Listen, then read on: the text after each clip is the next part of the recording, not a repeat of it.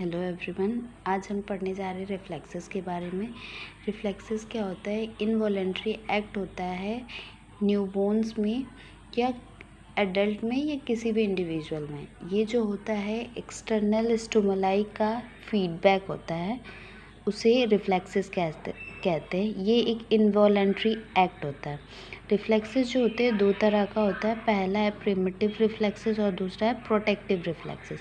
Primitive reflexes जो होता है वो प्रिमिटिव का मतलब है पुराने ज़माने या एंशियंट या पहले से जो प्रेजेंट है। तो ये जो है बाय बर्थ प्रेजेंट होता है और ये कुछ दिनों तक रहता है और कुछ दिनों बाद या कुछ मंथ के बाद ये जो होता है डिसअपियर होने लगता है। फिर ये दोबारा नहीं आता है, नेवर रीअपियर। फिर ये दोबारा नहीं आता है।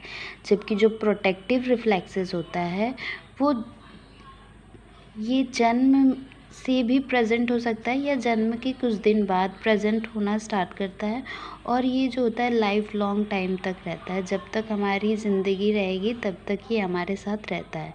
ये कभी भी डिसअपियर नहीं होता। जो प्रिमिटिव रिफ्लेक्सेस होती हैं वो एसेंशियल होती हैं हमारे सर्वाइवल के लिए और हमारे प्रोटेक्शन के लिए स्टार्टिंग के एज में आफ्टर बर्थ। और ये साथ साथ हमारे ब्रेन के डेवलपमेंट को भी इंडिकेट करती हैं। अब हम लोग पढ़ेंगे प्रिमिटिव रिफ्लेक्सेस के बारे में। प्रिमिटिव रिफ्लेक्सेस का पहला है रूटिंग रिफ्लेक्स। रूटिंग रिफ्लेक्स वो रिफ्लेक्स होता है जब न्यूबॉर्न को लेफ्ट साइड या फिर उसके चिक्स के राइट साइड टच करेंगे तो न्यूबॉर्न जो है अपने हेड को जिस साइड हम टच किए हुए हैं उस साइड मूव करेगा और अपना माउथ जो है वो बड़ा ओपन कर देगा वाइडली। ये जो होता है ये साइन जो होता है ब्रेस्ट फीडिंग के दौरान भी हमको देखने को मिलता है और ये साइन जो होता है 3 से 4 मंथ में डिसअपियर होता है। और अगर जिस न्यूबॉर्न में ये साइन प्रेजेंट नहीं होता है वो इंडिकेट करता है कि उसका ब्रेन जो होता है प्रॉपर फंक्शन नहीं कर रहा है या फिर जो न्यूबॉर्न है उसमें 7th क्रैनियल जो नर्व होता है उसमें कहीं डैमेज हुआ है।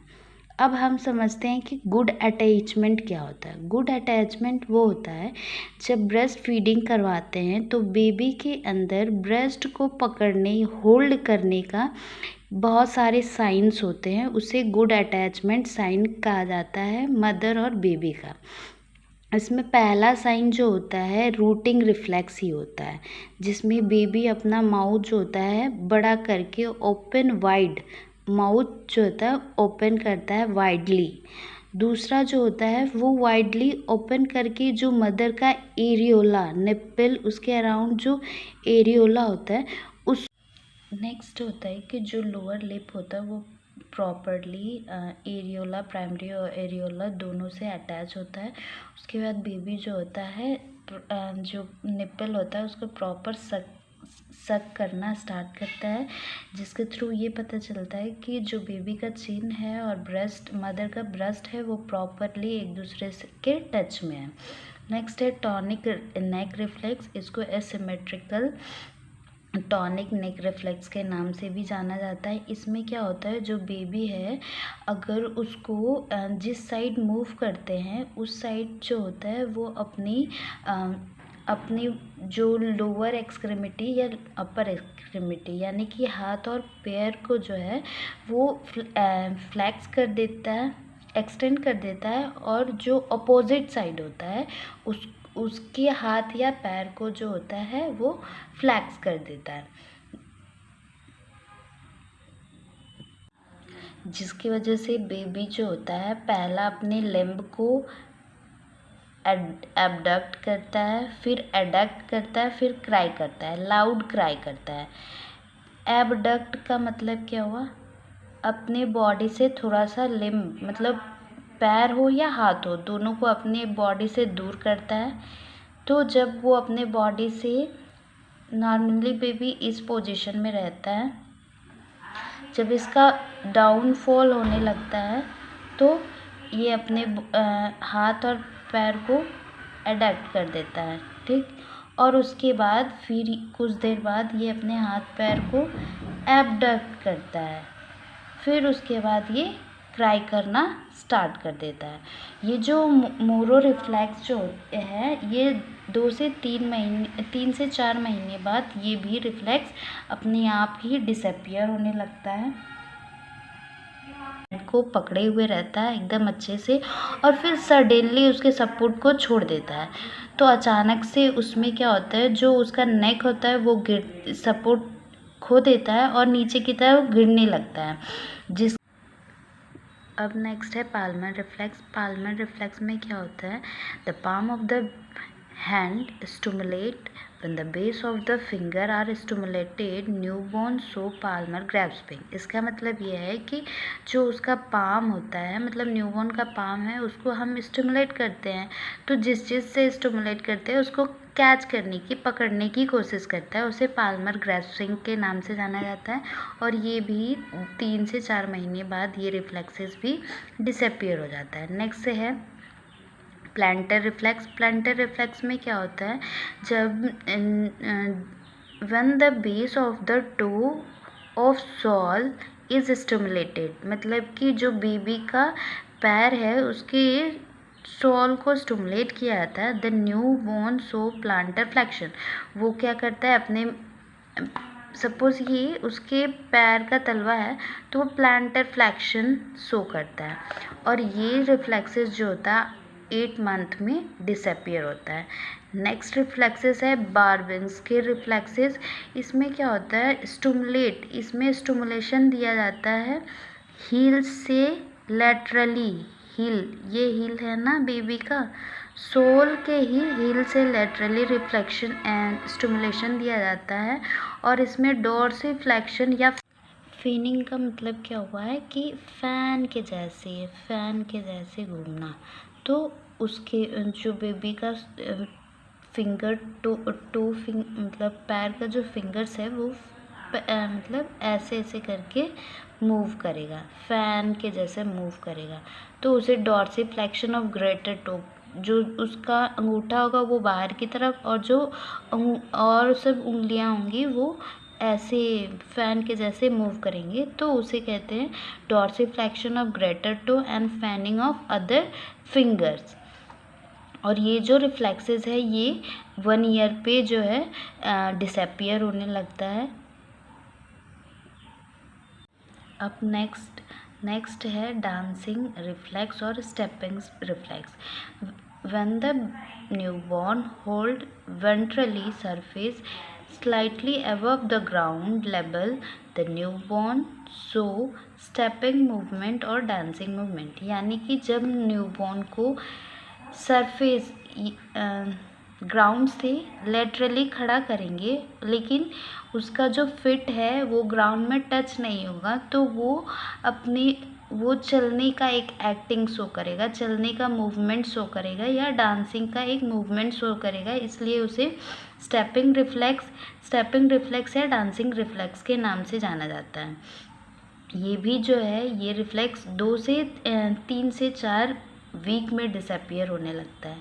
नेक्स्ट है एक्सट्रूशन टंग रिफ्लेक्स। इसमें क्या होता है, when the examiner glove hand touch at the posterior part of tongue, the newborn show protrusion of tongue. यानी कि जब एग्जामिनर या फिर कोई भी इंडिविजुअल जब न्यूबॉर्न के टंग को टच करने लगता है तो वो बाहर की तरफ अपना जीभ निकालता है। ये रिफ्लेक्सेस जो होता है 3 से 4 मंथ में ये भी डिसअपियर होता है। नेक्स्ट है डोल आई रिफ्लेक्स।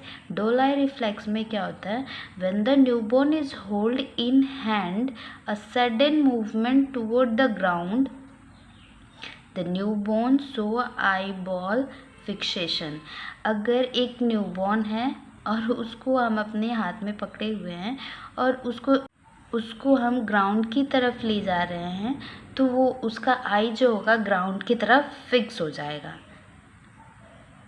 उसके आई बॉल में कोई मूवमेंट नहीं नज़र आएगा, इसलिए इसे डॉल आई रिफ्लेक्स के नाम से जाना जाता है। ये जो होता है ये रिफ्लेक्स भी 3 से 4 मंथ बाद डिसअपियर होने लगता है। नेक्स्ट है ग्लैबुलर रिफ्लेक्स।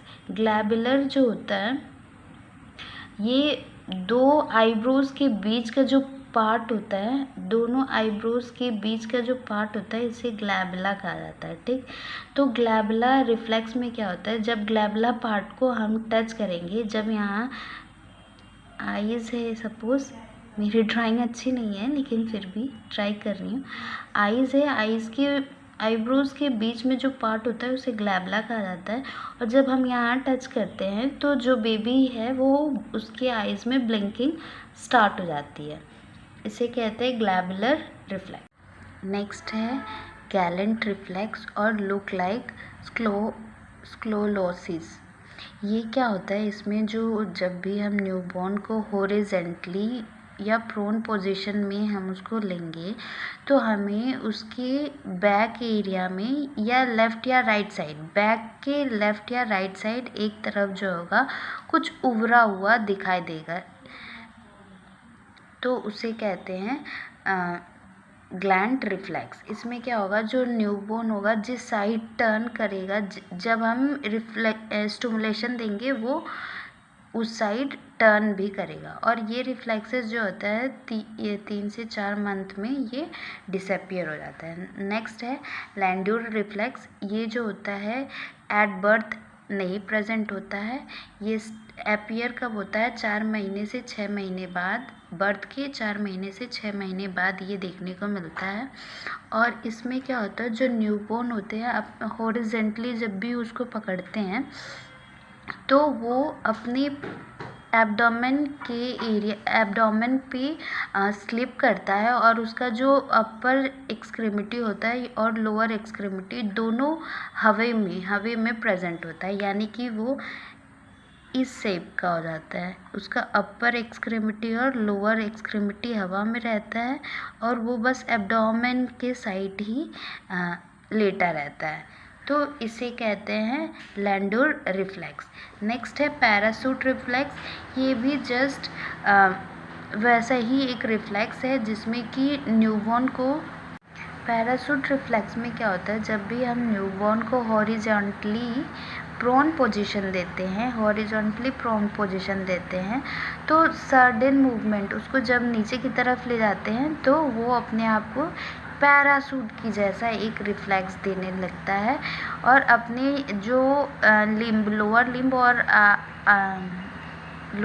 अपर लिम्ब को खुद को प्रोटेक्ट करने के लिए एक एक्सटेंशन देता है, उसे एक्सटेंड कर देता है, तो उसे पैराशूट रिफ्लेक्स कहा जाता है।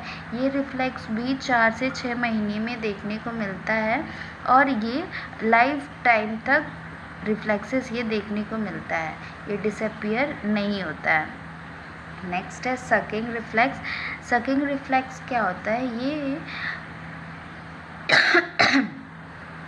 जो पैलेट का माउथ का जो पैलेट होता है न्यूबॉर्न में, जब भी वहाँ कुछ भी टच करने लगते हैं तो एक जो न्यूबॉर्न होता है वो सक करना उसे स्टार्ट कर देता है, उसे सकिंग रिफ्लेक्स कहते हैं। और ये रिफ्लेक्स जो होता है 3 से 4 मंथ बाद डिसअपियर होने लगता है। जब भी कॉटन से बेबी का जो कॉर्निया अगर टच करते हैं तो वो एक ब्लिंकिंग शो करता है उसे कॉर्नियल रिफ्लेक्स के नाम से जाना जाता है। यहाँ तक आज हम लोगों ने रिफ्लेक्सेस पढ़ा। रिफ्लेक्सेस जो होते हैं 2 तरह के होते हैं। पहला होता है प्रिमिटिव रिफ्लेक्सेस, दूसरा होता है प्रोटेक्टिव रिफ्लेक्सेस। प्रोटेक्टिव रिफ्लेक्सेस के अंदर हम लोगों ने पढ़ा swallowing reflex, gag reflex, vomiting reflex, sneezing reflex, coughing reflex, eye blinking reflex और कॉर्नियल रिफ्लेक्स। वैसे ही प्रिमिटिव रिफ्लेक्स के अंदर हम लोगों ने पढ़ा कि rooting reflex, sucking reflex, doll eye reflex, उसके साथ साथ ग्रास्पिंग रिफ्लेक्स, पाल्मर रिफ्लेक्स, ये सब पढ़ा। अगर इसके रिगार्डिंग नोट्स चाहिए तो आप हमें डिस्क्रिप्शन में हमारे कमेंट बॉक्स में कमेंट कर सकते हैं, और अगर किसी और टॉपिक पे वीडियो चाहिए तो उसके लिए आप हमारे कमेंट बॉक्स पे कमेंट कर सकते हैं। Thank you.